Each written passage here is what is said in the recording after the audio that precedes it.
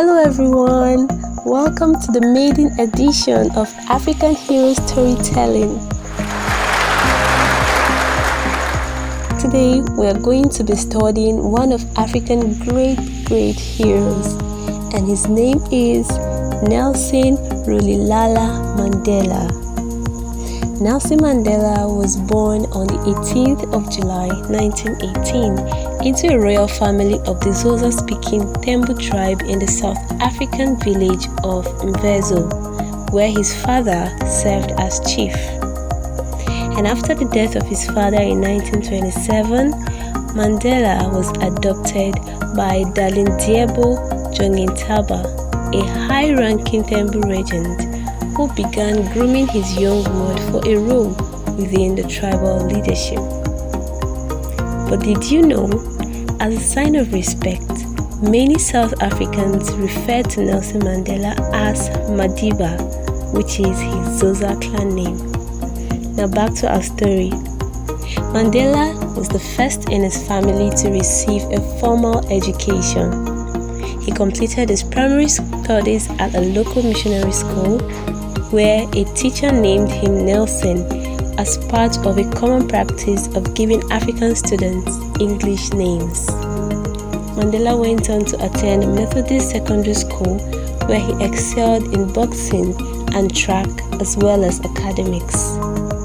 In 1939, Mandela entered the elite University of Fort Hare, which was the only Western-style higher learning institute for Black South Africans at the time.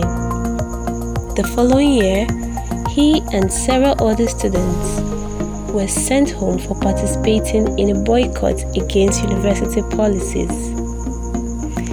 Years later, after learning that his guardian had arranged a marriage for him, Mandela fled to Johannesburg and worked first as a night watchman and then as a law clerk, while completing his bachelor's degree by correspondence. He studied law at the University of Witwatersrand, where he became involved in the movement against racial discrimination, and he forged key relationships with black and white activists. In 1944, Mandela joined the African National Congress and worked with fellow party members, including Oliver Tambo, to establish its youth league called the African National Congress Youth League. And that same year, he met and married his first wife, Evelyn Ntokumase, with whom he had 4 children. Nelson Mandela's commitment to politics and the ANC grew stronger after the 1948 election victory of the Afrikaner-dominated National Party, which introduced a formal system of racial classification and segregation called apartheid.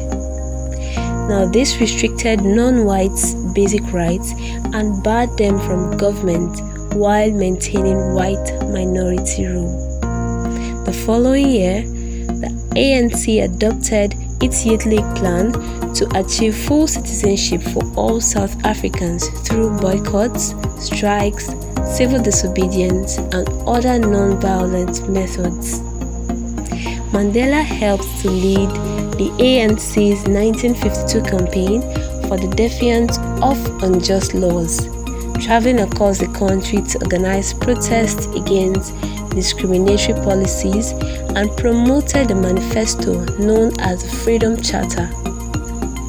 Also, in 1952, Mandela and Oliver Tambo opened South Africa's first black law firm, which offered low-cost legal counsel to those affected by apartheid legislation. On the 5th of December 1956, Nelson Mandela and 155 other activists were arrested and went on trial for treason. All of the defendants were acquitted in 1961, but in the meantime, tensions within the African National Congress escalated. And then a militant faction split off in 1959 to form the Pan-Africanist Congress called the PAC. The next year, police opened fire on peaceful black protesters in the town of Sharpeville, killing 69 people. And as panic, anger, and riots swept the country in the massacre's aftermath, the apartheid government banned both the ANC and the PAC. Mandela decided that the time had now come for a more radical approach than passive resistance. And so guys, there you have it, a very brief introduction into the biography of Nelson Mandela. The story will be continued next week in another interesting episode. And until then, do well to like this video, share, and also subscribe to our YouTube channel if you have not done so already.